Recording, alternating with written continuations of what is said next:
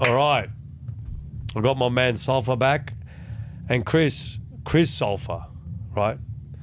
What I found out recently about you, and you fucking blew my mind, bro, is you've worked for companies like Lonsdale, Fitness First and all their brands, Barry's Boot Camp, and the list goes on. Good Life. HP Labs. HP Labs. But what blew my mind away was when you said you worked on the labels for Bless, and Bless has become a massive brand, a huge brand.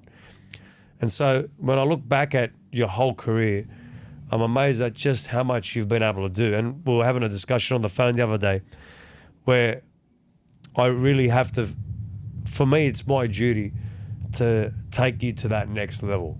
Because working with those brands, it's not easy. You have to have a certain standard. You have to have certain elements that you require, right? And when I look at you, and especially talking to you the last few weeks, I see talent that is just getting unearthed right now, right? And that's the ability to believe in yourself more. So, mate, it's great to have you back. It's good to be back. And obviously there's going to be plenty of work we're going to do, but I want to start with the first question. Like, I mean, obviously working with these massive brands, right? What are the key elements that you believe you learn from those brands? Especially, like, let's go back. Like, what was it like at Lonsdale? What was it like at some of these brands? What were the key things that you learned, right? Yeah. But more importantly, what were the challenges and what made you move from some of those companies? Man, when I think back, because I was reflecting on this on the way here, the trajectory that I've had in my career, starting off initially at a CrossFit gym, I was just doing intern work. That's where I started to learn the ropes. I started to, a lot of this was self-taught as well. I taught myself graphic design. Even to this day, video editing is something that I've dabbled with. And a lot of what I learned, it was kind of like it just kept building this momentum from each company to the next. So I started off at this CrossFit gym, taught myself some graphic design around apparel design, creating logos, social media content, that kind of stuff. And then I got my first real job working for Lonsdale London. Bear in mind, I did not go the conventional route. I didn't go to university. I didn't go and do TAFE. A lot of this was just learning on the go, figuring it out on the job. Moved to Lonsdale London, and there was my first kind of introductory to being in a proper career-based role and working in that fashion industry. And that was quite an eye-opener for me, learning how the fashion industry works and how they gather their research and how they figure out what the trends are out there. And that was it was kind of like a playground for me to harness my skills as a designer. So I worked with a team of 6 other designers. They all worked in different departments. So there was like menswear, womenswear, kidswear, and then somebody who focused on the social media content. And then there was a whole photography element. And while I was there, it was just like a place where I could just soak in all the different things, these different elements. And I think it's kind of around the same time I was really starting to develop a growth mindset. And basically using every opportunity that came up as an opportunity to learn and then apply what I've learned. Fast forward from there, I actually got made redundant from Lonsdale London. They closed down. They started another company called Stateside Sports. You guys may have seen them. They do like sports jerseys, LA hats, NY hats, all that kind of stuff. Designed the logo for them. But anyways, I transitioned from there to working for HP Labs. And that's where my career kind of just blew up. I kind of really fast-tracked my growth working there. I think... How long were you there for? How long were you at HP? HP Labs, close to 3 years or so, or a bit over 3 years. So, mate, you would have learned a lot. There was a lot of great people there at the company. Oh, man, so many. Clay was just talking to one of the guys here, working with Clay. Like, Clay, there were many other people, like, within the HP Labs, the business that, once again, I also got to learn a lot off of. And one of I think the really big takeaways, like circling back to your question, is this idea of skill stacking. Like everywhere I went, I just kept picking up new skills and just stacking them on top of each other. And anytime there was a gap in my knowledge that I needed to fill, I would just jump online, do some research, jump on YouTube, do a tutorial, learn, keep constantly learning, like just a mindset of continual growth and improvement, and being humble around like the areas that I wasn't good at. So HP Labs, like there were some really big takeaways there for me, because I came in sort of like an intern. That was the only way I could get a job there. I had to kind of take a step back and be like, all right, well, if there's no actual role for me to fill, I've got to just do the internship. And then they realized very quickly, all right, this guy's got some skills and he's got potential. And so they started offering up opportunities for me, and things like scaled really fast for me. You mentioned Blessed. There's actually I mean, that's a interesting big story. brand, right? Blessed and Katya. It's Yeah. a huge brand. Yeah. Well, tell me the story behind that. That was actually, I was thinking about that on the way here. Interesting, true story. How it worked out was that we had an intern at the time who ended up becoming like my intern in the team. And there was already another designer on the team. And then there was me. And they did sort of like a Shark Tank style design competition. They got us all to come up with our own separate concepts. No one knew what anybody was working on. All we knew was that Katya was going to be the face of the brand. It's a vegan brand. And we were all kind of just left to our own devices to figure out what we think this brand should look like and interpret it in our own way. And I started piecing all those things together, doing research around what other competitors in the space were doing, looking at Katya as the ambassador for the brand. How could I give it the right look and feel that kind of represents what she's about? So like trying to go with those Miami vibes, earthy vibes, but also like something that's sleek, something that's going to be, it's going to have an impact and it's going to fit the trends that are out there. And then we had like this, we had this meeting where we're all put into the boardroom and we all had to present on these like big boards what we had designed. And fortunately for me, mine was picked. Wow. Katya loved it. I have a photo, I'll send it to Kenny later actually, of Katya like repping the brand and everything. And it was really like whoa, that happened. And that happened multiple times working at HP Labs, where I sort of like, I had to pinch myself. I had like, what the fuck moments. Like, I mean, some of the best moments, was actually working with these people that I admired, and, anywhere from like Katya to Lauren Simpson, Zach Perner, Max Filizer. I got to actually meet and work with these people face to face, which was really quite like an eye-opening experience for me. But I still have this one standout moment that's stuck with me. I was thinking about it on the way here, where there I was, I think it was a Melbourne Arnold's Fitness Expo. There I was on a booth that I helped design with a team of designers. You helped design the booth. I remember that double-story booth. Yeah, that double-story booth. I was there. You're probably in the video. But basically, I'm there, I'm standing on this podium. There are thousands of people in the audience. And there's Arnold Schwarzenegger right next to me signing a poster that I had designed like a day prior. Like it was a photo of him, but I put all the elements together, put all the logos together, and he was signing this poster with a gold texter that to this day I still have at home. And I was like, what the fuck? How did I end up here? Like, I didn't go the conventional route. I didn't go and study like other people did, but I maintained a growth mindset. And it just kind of like blew my mind. Like, that's possible. Bro, like just to go back and give context to the viewers about that stand. Yeah. That was the best stand at that expo.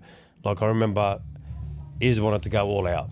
He did. And so he probably gave you guys, he said, guys, this is what I want. He probably gave you the specs of what he wanted, and then you just had to create it. Yeah, and he pushed us too. Yeah. Like there were like late hours working on that thing. But we were perfectionists. We wanted that thing to be incredible. And so we went all out. Like every element of that booth was really looked at with a fine-tooth comb. From the Bless side to the HP Lab side, how can we make this booth the most interactive, standout experience? And it's like what you said, like you could spot it from a mile away. It was the biggest booth there, and it was the most fine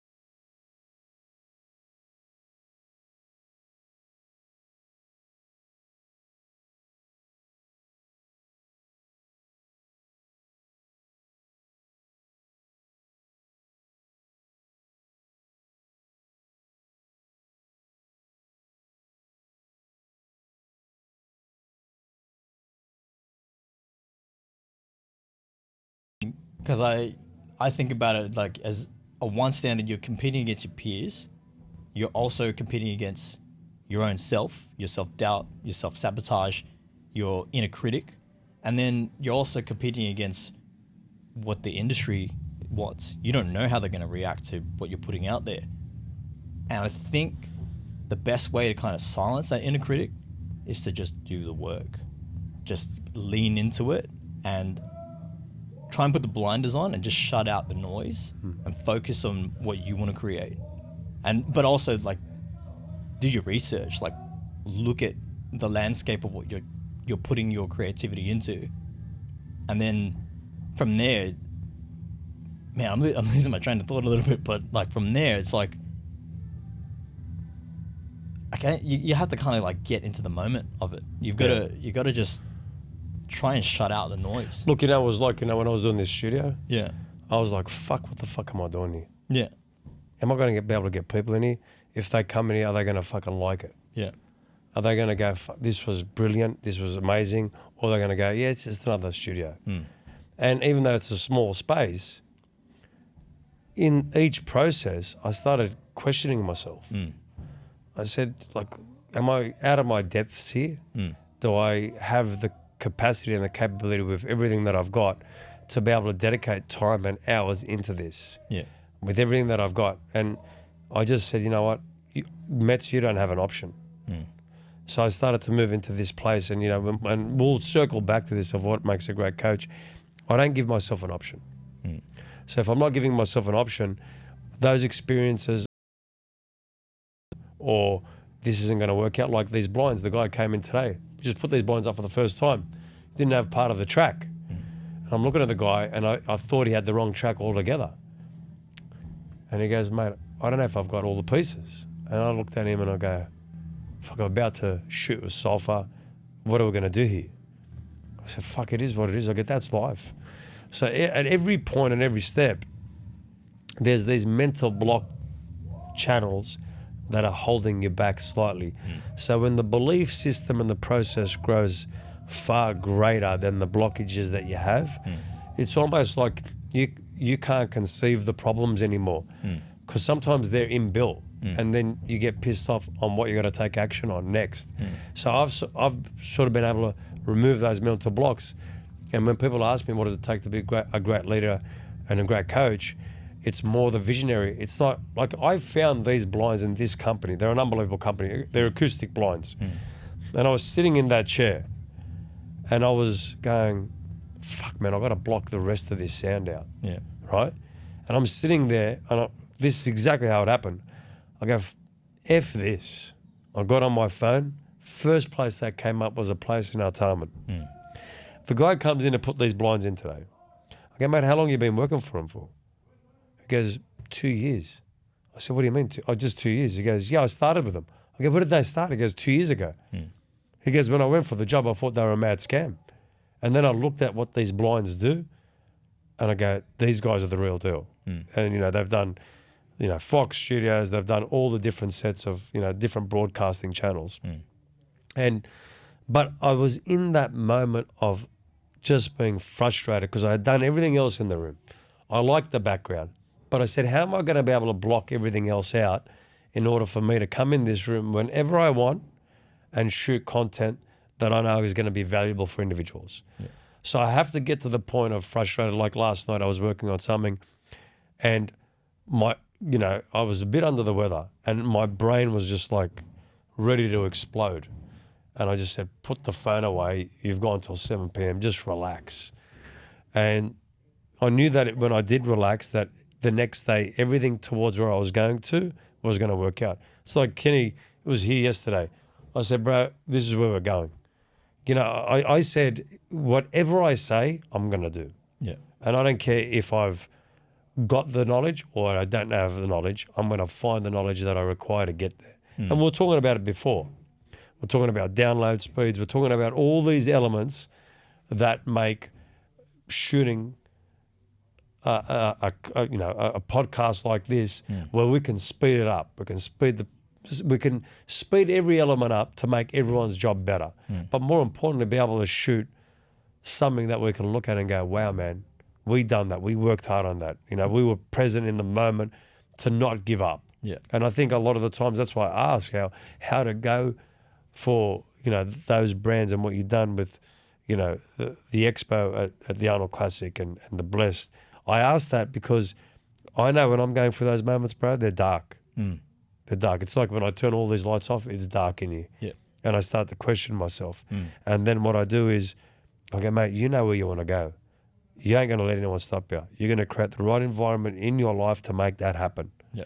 That's why I say that. That's why I ask those questions. Does that make sense? Yeah, no, that's a great, like, it's making me think, because you said something that within all of that is the motivating force. You talked about how this is the end result. The end result here is the outcome you want to have is you want to create content that's going to be valuable to people, that's going to change the way they think, or it's going to have impact in their life. And that's pulled you out of those darker moments. It's got you pushing past those mental barriers, because that's the ultimate outcome. You're doing it as an act of service. And I thought about this as you were saying all this, and I was thinking about this on the way here as well. There's this book, Stephen Pressfield, The War of Art. I'm going to paraphrase it, but he talks about how you can't cheat the world of your contribution. You've got to give it everything you've got. And he talks about how your arts or your message or whatever it is, it's not an act of selfishness. It's an act of selflessness. You've got to put your work out there. You've got to push past all these mental blocks. They come up. They're called resistance. And at the outcome is probably the most positive, beneficial thing out there, because it's going to have a ripple effect. It's going to create an impact in people's lives.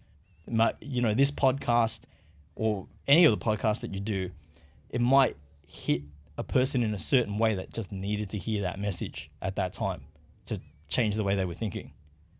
Well, it's like even after this, I want you to walk away inspired, going, fuck, Mets is working on all these things. And, you know, I'll go back to, you know, you've done all of this work for these great brands, right? You made this massive switch to becoming a breath coach and working with a great brand like Breathless. Mm-hmm. It's a huge transition. Obviously, you're still doing your graphic design work.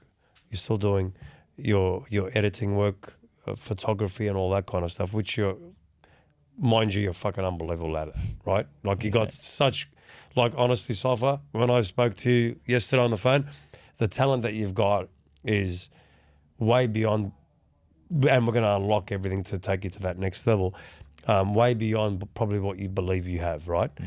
And we talked about, you know, surrounding yourself with the right people, iron sharpens iron. You know, you said this and you mentioned this a few times.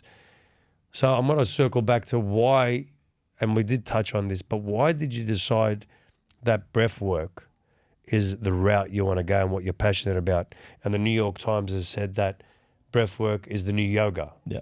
And obviously you truly believe that. I truly believe that. Breath work had a phenomenal impact in my life, helping me manage stress, manage my mental state, my overall well-being. So that's one aspect of it. But yeah, circling back to what you said about iron sharpens iron, I'm a big believer that you got to get around other people who see your potential and they help you to raise your standards. So you're obviously one of them. Like I always have had a mentality of seeking out mentors in my life, and I'm now in a place in my life I've got quite a few. You're one of them. I've got a men's coach, Lino from Men's Medicine in the Gold Coast. He's now my next breathwork mentor. And then I've got Johannes, who I talk to like nearly every single day. And his mentor was Wim Hof, the guy who brought breathwork into the mainstream. And I think having all these influences in my life has forced me to continue to level up. I can't play at a certain level anymore because I've got these influences in my life that show me what's possible. They show me the potential. You show me the potential in my health and in my fitness. Like, look at your physique, man. For people your age, like, I want that. I want to be that dad who's, you know, fit and healthy and at the best possible standard I can be for my kids. When I think about the breathwork instructors that I work with, they are world class. I want to be world class with them. I want to be at that level. And in order to play at that level, I've got to be in there I've got to be in their element. I've got to be, sharing the same space and learning off of them. And so, yeah, I mean, I think that's a really important factor is when you're around other people who are performing at the level that you want to be at, it's going to fast track your growth. Let's take a step back. That's great what you said. Yeah. You want to be at that level. This work-life balance thing, right? And I've mentioned it before, and people have kind of tried to come after me. And the reality is this, and I had this great chat with Rima before, there's no such thing, right? Because you want to be the greatest, you go to any NFL player, great basketball player, whether it's Kobe Bryant, whether it's Michael Jordan, go and ask them if they had work-life balance for 20 years. I mean, we've got to look at their college, through their college football or the NBA, all the way through. Do you think they had a work-life balance to become great? No. And this is the problem, I think, in today's society is this. When you ask me what it takes to be a great coach, it takes this. It takes an unwillingness of a work ethic that far exceeds what you think that number is, right? And then taking inventory of yourself and being your toughest critic to push yourself hard because your mind will let you down. And that comes down to the environment and the individuals around you. And if you want to be the same as them, do it. But don't talk about having it all and a work-life balance. Just don't talk about it. Just say, listen, I want a work-life balance, but I don't want anything. Yeah. I don't want anything. It's just easier because now it's a decision that you made. Yeah. But don't put shit on people that put in the work and that are getting more and are becoming more successful because they are putting themselves in a position where they are creating greater value. Yes. So when people come and ask me, what does it take to be a great coach? It's not letting people off.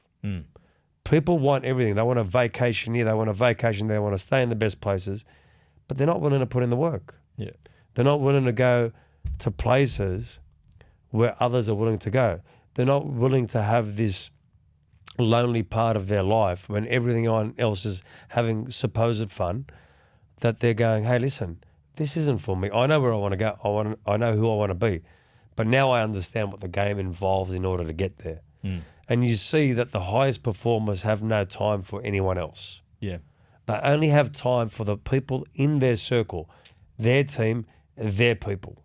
Absolutely. I was going to actually touch on that too. You have to be selective with your circle. You're obviously at a stage in your life, you're in a building phase, and you want to be surrounded by other people who are moving in that same direction. It doesn't serve you to be around other people who are doing the same shit that you were doing 20 years ago. That's not who you are. You got to be around people who, like, to use that same term, like that they're going to elevate with you, they're going to move in that same direction. Like, that's why I'm grateful to have connected with you, because I was seeking out the same thing, and that's where I want to start heading as well. But yeah, I mean, I think you kind of answered the question that I was going to ask you too, of what you think is some of the factors that make a successful coach, a successful business, and ultimately, like, I wanted to get your insights on what makes a great program as well. It's funny. It's like I think about this all the time. Like, and sometimes I look at like the coaches that have had the longest careers. Like let's say in rugby league, you look at Wayne Bennett. Mate, the guy has been doing it since 1987. Like, that's a long time, and you have to have this certain amount of patience. You have to have passion. You have to absolutely love it, because there's going to be days that are going to knock you down to your knees and you're just going to want to give up, right? So what carries you over is that you want to go somewhere where you've never been, because where you are gets quite boring, right? And if you know you have the ability to push way further than you can and you don't go for it, then there will be some sort of regret. There has to be. There will always be regret on the things you didn't take action on, where you had the ability to take action on. And a lot of the times it will come back to, there's a belief. You have to have this belief, and it has to be so powerful, and it has to be so much greater than any other person out there. your wife, your family, your kids. The belief has to be far beyond what they believe. It's your belief. And a lot of the times, no one's going to believe what you believe. But if you can start pushing yourself and taking action and working your butt off, you're going to win more, right? And this is what I say to everyone. I go, if you want to take the road that's not going to be part of who you want to be, go take it. Yeah. But don't complain when you've gone down that road and it's not working out for you. Because I'm telling you, even when you take the right road, it's not going to work out for you. But you know what? Your odds are stacked on your side. Yeah. Now you're going to beat better people. Yeah. You're going to have a better network of people that are going to take you to that next level. And I always say this, if you don't have value, what value do you expect from others? Yeah. If you don't have value, what value do you expect from others? What's the value proposition there? Because even if someone said to me, Mets, I want to come and work for free for you and be around you, I'm looking at the value proposition of the time that it's taken away from me. Yes. Right? But if I said I'm going to do X, Y, and Z, but not bother you, and I'm going to come back to you because there's YouTube tutorials, there's tutorials everywhere. And they go ahead and do that. And they come back and surprise me. And they go, now I want to work for free. I go, man, now you've blown my mind. Now you've gone, 3, 4, 5 steps ahead of where I thought you were. But then I also see individuals where, we call them a one-trick pony, right? They're good for 3, 4 months and they're back to their old selves. And, like for me, if I'm coaching people and I see that happen, it pretty much tells me who you are, right? Yeah. And so when people come into my coaching program or they come work at Titan Fitness or they do anything here, I have a high expectation or high standard, and I only have the standard that I uphold on myself, because I'm not going to bullshit anyone. I'm going to do what I say, and if it doesn't work out, I'm going to course correct to take me to where I need to be. And that's why, like, we have these discussions. We spoke for about an hour on the phone. You did, I said to myself, I'm going to set my mind to execute on what I want to execute on. And I'm going to tell people that I'm going to do that. And I'll be honest with people. If it didn't work out, I'll tell them the reasons why. I think people have to hear when things worked out and when they didn't work out. And that's why I always ask people, at what point in your life and your career did you feel things worked at your best? And then look at your career when it didn't work out the best. And ask yourself, what did you have control over? And what didn't you have control over? And where did your focus go? Because if your focus goes on what you don't have control over, you will lose. And if you don't do it for you, you're going to lose again. When people go, I'm doing it for this person, that person, do it for you first, because they're going to benefit anyway. Does that make sense? It does, man. So much of what you said landed. Like when you talked about working with clients as well, like that whole thing of actions speak louder than words.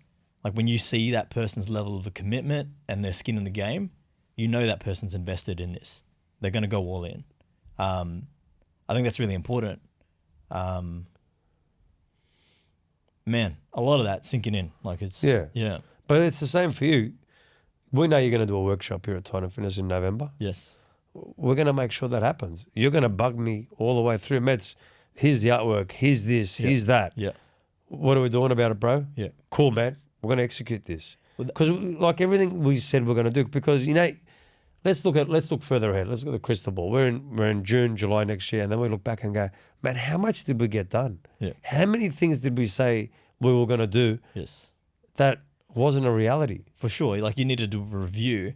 And another thing that I was going to touch on too is that massive action. You've got to take massive action. Like you could talk about doing all these things, but you've got to act on it. And that's why once again, circling back to the whole iron sharpens iron thing, is that you got to have other people that are going to keep you accountable. They see your potential and you said you're going to do something, you got to do it. And I've actually been telling people about this Fiji retreat, and there's already some interest starting to build there. I'm going to do it, man. I said, if I say I'm going to do something, I'm going to do it. And look, if you have this real crystallized vision and you have discipline and you have commitment, how can you not do it? You stacked all the odds in your favor if you're already coming from that frame of mind. Yeah, and that becomes the biggest difference. But then once you've achieved that and you're looking into 2024, how is that going to make you feel? And this is where I'm going to circle back to. You're now building your own business. How much different and challenging is that compared to working for someone else where they give you a script or they give you, hey, this is what this job entails. This is what we want you to do. How much more challenging or difficult is it at times when you're trying to build this new business? And like you approached me, you said, Mets, this is what I want to do. I said, well, bro, I trust you. I've seen your work. I believe in you. I've seen way before you doing Breathless. I've seen your work commitment. So you got the runs on the board. If someone else came to me, Sulfa, I go, man, who the fuck are you? Yeah, because that's the difference. Yeah, you want to see that proof that that person is exactly who they say they are. Yeah, I mean, so much from what you said there, man. Like, let me get on my thoughts for a second, because yeah, but think about it. You've done your workshop in November, and people are saying, yeah, we're videoing it. Yeah. Now we're in December, right? I've got people. Think about this. You're now in December. Like, I just want you to have this vision, right? I'm now in December. You've done all these things. We've got the content. We've got the videos. Now you're looking at it. And you said you had it on your vision board. This is one of the things you wanted to do, and you reached out to me. Yeah. I mean, that's on my vision board. I've got gym breathwork, and it's a photo of a guy facilitating breathwork in what looks like a CrossFit gym. And I'm already doing it. The action's already happened. I've got a workshop coming up at one playground, and I've got 4 assistants reached out to me saying that they want to help out. We're expecting a sold out event, about 45 people or something. And that for me kind of reinforces, like, I've got to step up.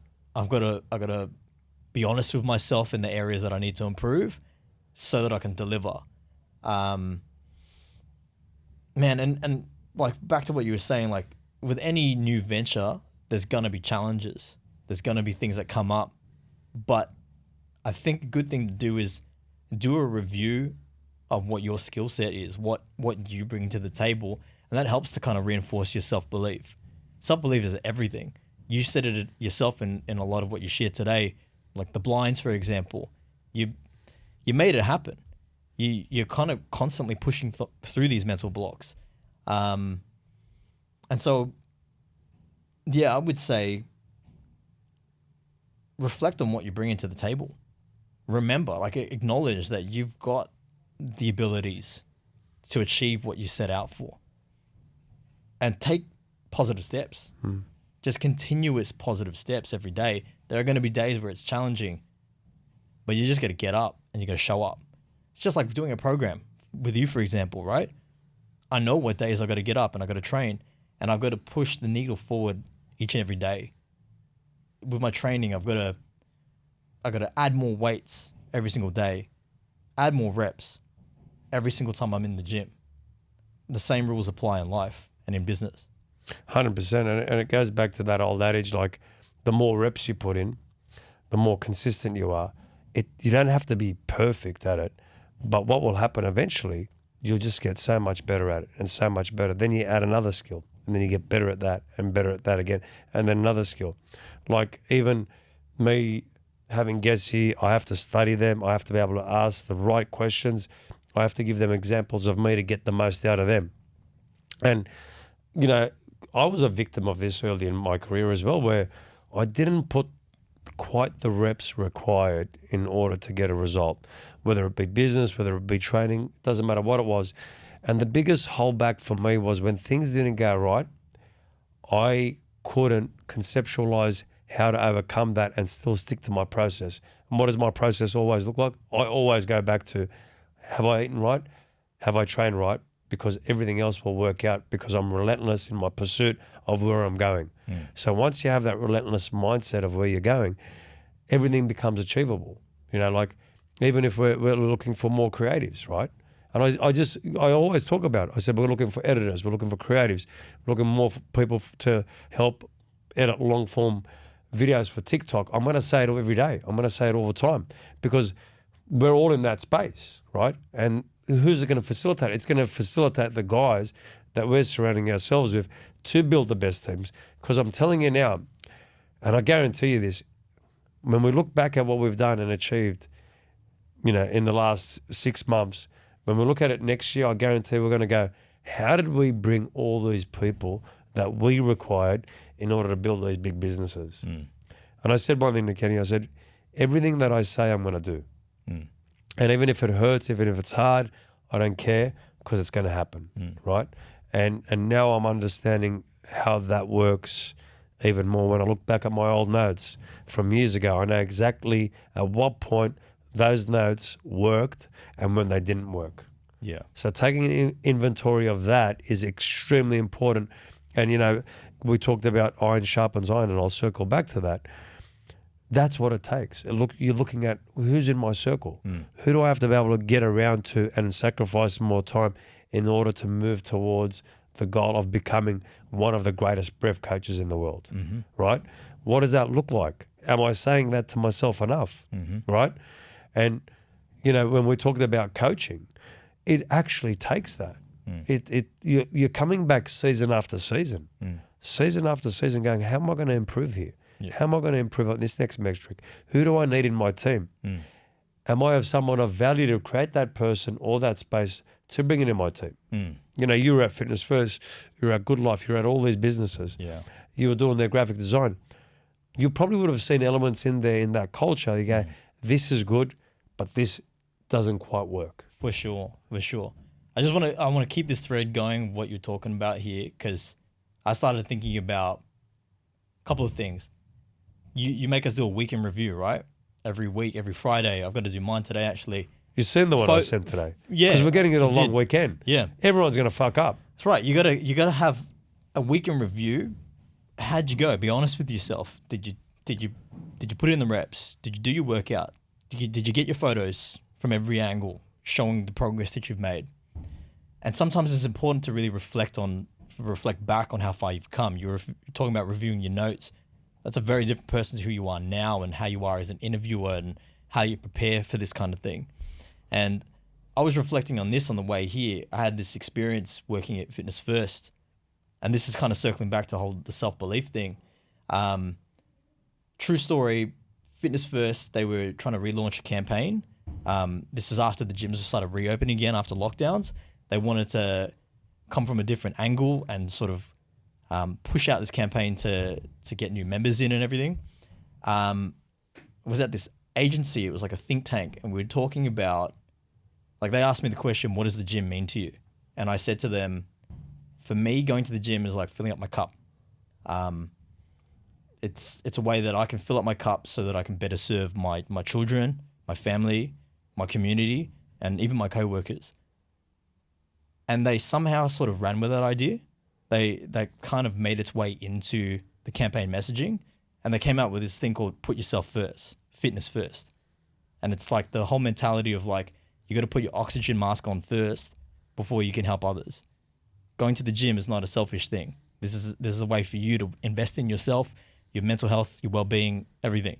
And they went from that angle. And I didn't make a big deal out of it, but I kind of felt like I took a bit of credit for that. And every time I passed a billboard that said, put yourself first, I was like, I did that. Like I put that out there in the universe. I said in this conversation, like I had that exchange with them, and this became a reality. And every time I see those kinds of moments where I see a sign or I see a product or I see something that I've created, it reminds me like I made that. I put that out into the world, and that's where I can't stop. Now I'm in this different phase of my life as a breathwork instructor, but I'm gaining all this experience. I'm getting better each day. I can't stop. I'm too invested. What's funny? Like I'm thinking about your answers, and I'm absolutely loving it. And when I look back at it, I asked you, why did you switch to creating your own business to becoming a coach? You were already a coach, right? That was this creative. Like I'm just listening to you now, and this is what I've taken from it. These are my takeaways. You've gone back to going, hey, I'm going to create something special for you. But you're always a coach. You just didn't realize it at the time. Yeah, I guess I would refer to my inner voice as my inner coach. The way I talk to myself, the way I talk to my clients, the way I instruct breath work. I try to come from a place of encouragement. I want to build these people up just like I built myself up. And so now I understand why the breath work is such a passion for you, because, you know, when the New York Times is saying it's the new yoga, you're not going on trends, but even though you understand trends, because at Lonsdale, that's what you're working on. What are the new trends? Yeah. You've got this innate ability to gravitate towards something that's necessary, Yes. right?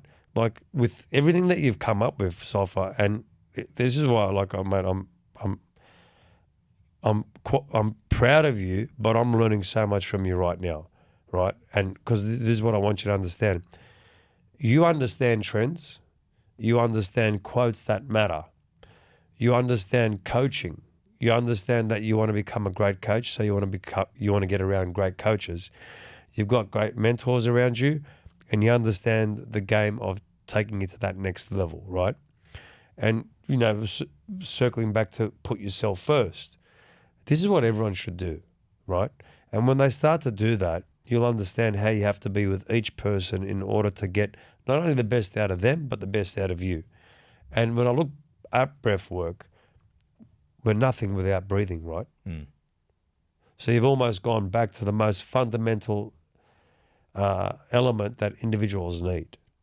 100%. And you're using that as like something that's a singularity that's so important, right? Is your vision now, with everything that you've achieved, right, to have a vision of like, I'm going to make people so great that they're not going to recognize who they are? That's kind of part of the outcome that I'm hoping to get. Like, I've done a lot of work on myself, and I've been fortunate that I've had a lot of mentors invest in me. And I guess that's kind of the angle I'm coming from when I help people with breath work, and what ultimately the outcome I want to have with them is I want to share, first off, this modality that's really helped me and still does to this day, so that they can apply it to themselves. And also come from the lens of like, and it's not always easy to do, but look at them like they're you. Like they may as well could be you, and just help that person along their journey. Like, this worked for me, and I guarantee you it's going to help you as well. And it may help you to break through some mental barriers or some limiting beliefs that you've had. And we all could benefit from something like that. And I think that's what some of the best coaches do, right? The coaches that can really tap into the mindset. 100%. Like you got to be able to tap into the mindset of an individual where the self-belief has been tarnished by, you know, circumstances that, you know, sometimes were unforeseen to them, or, you know, at some point they just lost the belief because others didn't believe in them. Like for me, I almost don't need anyone to believe in me. I have to believe in myself, and the true belief starts from the individual first. And where we lose belief is from others anyway. So I don't need others to take me to the next level. I need me, and I have to find or dig deeper within myself to find that individual. Because if I have to start depending on others, I will lose. Yeah. So I've always had that mindset of have a vision and work your butt off to get there. But having people around you that believe in you does help immensely, man. It helps huge. Yeah. Look, I'll give you an example, right? If I didn't have the right people and the right team around me, I couldn't do what I'm doing. So they had to believe in me, right? And then I have to have a certain belief in them to take them to the next level. So it works in both on both ends of the scale. But a lot of the time, I have to go within myself. I have to visualize within myself of where I'm taking things. And like, I give myself metrics. My next metric is how much can I get done by December 1? And then it's how much can I get done by the end of the year, because December 1 being my birthday. And then I have metrics of numbers that I've just picked in my head of how big I want things to get. I understand the game. I understand the playbook. I understand the hours necessary. I understand what's required from certain individuals to get there, and new individuals that need to come to be part of my business. I understand all that. So now it's about creating the right energy, the vision, and knowing what you need, and it will come. But I've got to put in the work. Yeah. I've got to be valuable. If I'm not valuable, we're not going to win. Yeah. Right? And I think I just enjoy doing it, man. I just love doing it. And then like being able to coach you and work with you, you know, being a better leader for Kenny and the rest of my crew, it's enjoyable. It's enjoyable. I mean, Kenny gets to see the different sides of me. Yeah. Yeah. The good, the bad, and the ugly. Yeah.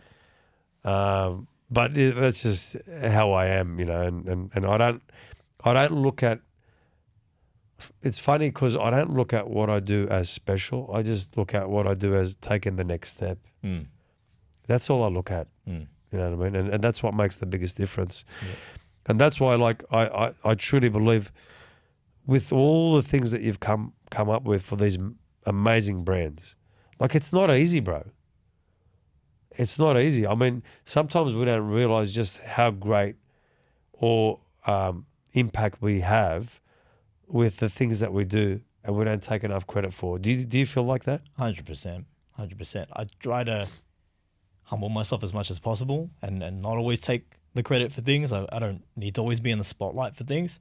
That's why it's crazy to actually have this conversation with you, because I don't normally ever talk about my professional life, my career life. But it's important, bro. It is, yeah, because I learned a lot on that journey. Like, you know, it's funny because you've done a few of my logos, right? I fucking love them, right? People love them. But when I look back at it, the meanings that you write for each one, I go, man, I love this. Yeah, I believe it's going to have a deeper meaning to it. But I just want to quickly say it and like touch on everything you just said as well. Massive respect for what you've achieved and who you are as a coach and how you embody being a coach.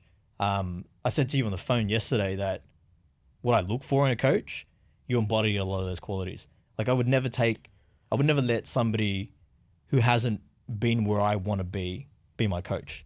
Like you can't, like I would rather have someone who walks the talk and practices what they preach, and you are that. And that's why I reached out to you. You stood out straight away. I could have had other options to go with, but I was like, all right, I know Mets. I've got a bit of history, but I reckon that's the coach for me. I think, you know, if I think about it, and I was asked this question, what makes a great leader? A leader that leads by example. A leader that leads by example. Is he putting in the work? Is he doing the homework that's necessary? Is he training? Is he eating right? Is he doing all those things that are necessary? Not just saying it, but actually doing it. Yeah. Right? Is he asking the right questions? Yeah. Right? Is he asking the right questions of himself? If he hasn't done the job to the level of his expectations, is he cool enough to say, hey, listen, this wasn't my best day. You know, I didn't put in the work. I think I got a couple of things wrong here. I think that's what makes a great coach as well. Having that vulnerability, being humble, humility, but also having a side of them where they're almost like a raging bull. Yeah. And they've got this fire inside of them that it's not good enough, that we have to make things better. Being self-critical of Yes. yourself. Yeah. And I saw this. With self-love. Yes. Yeah. From that angle, for sure. I saw this post, one of my mates posted on his Instagram story, practice what you post. Like there are so many influencers out there, but I think the ones that stand out the most are the ones that are authentic, and they can look at themselves through that lens. Do I actually practice what I talk about? Am I doing it every single day? And bro, you know why I wanted people to know more about your story? Because if I look at you now and I go, this guy is a breath coach, I understand that your thoughts are deeper than most people's. You've got a lot of depth there.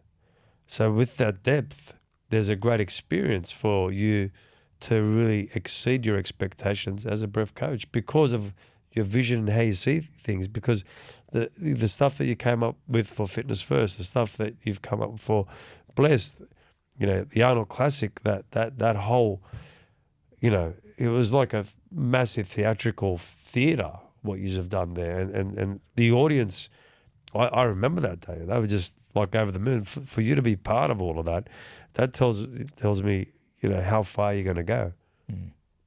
Man, I just really enjoyed it. And also, one thing I want people to know is this: like, obviously, you're going to be doing workshops here at Titan Fitness. Yes. We're looking to do retreats. We're going to do the workshops very soon. We're looking at November, mid-November. Yeah. You're going to post a lot more on social soon. That's it. Like a lot more. That's it. And so where can people find you? Yeah, well, I would say watch this space, because this is only kind of the beginning. I just came back from a retreat and I'm fired up, man. Like I want to keep putting more back into the world. But I'd say find me on Instagram at Sulfa. That's where I am predominantly. Or just search me, Chris Sulfa. You could probably even see a lot of my career experience if you just search me on Google. I'm sure some of my graphic design and industry experience is there. I'm going to do that myself. But even though I know what you've done, but Yeah. I want to just see it. But I would really say that we're just scratching the surface. We're only just getting started. We've already started talking about recording videos as well. I want to become more active on camera and filming training videos, breathwork, guided breathwork tutorials, and get in front of the lens rather than behind the lens all the time. And it's hard. Like, I get it. Like, when you're a creative, that's your work. Yeah. And half the time when that's your work, you're more focused on what you've got to produce for others than producing for yourself. But we're gonna make that happen. Yeah. We're gonna make that happen shortly. Can I open these blinds? No. Okay, but your car needs to be moved. Do you have your keys? Yeah, probably in my jacket. And that's a wrap. Where the fuck did I park my car anyway? But hey, that happens from time to time. I think that was just like, time's up. We're I gonna think we covered everything. yeah. How long did that go for? 55. That's cool, bro. That's That was cool. solid, man, and Yeah. the questions spot on. Did you like those Yeah. questions, bro? Did Yeah. you see why? And I'll just give you, I'll circle back to why I asked those questions because, bro, I didn't know all that about you. Yeah. Like, fuck me dead, bro. Like, they're fucking big things. Yeah. Like, that